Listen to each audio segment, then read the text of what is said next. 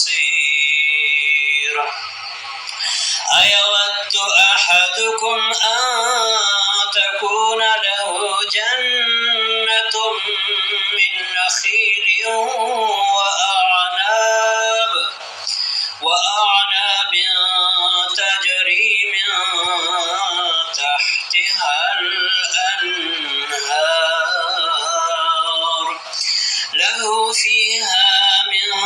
كل الثمرات وأصابه الكبر وله ذرية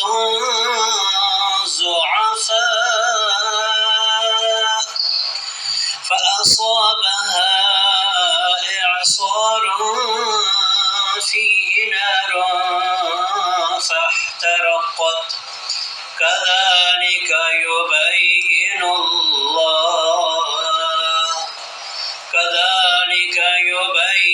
الله لكم الآيات لعلكم تتفكرون.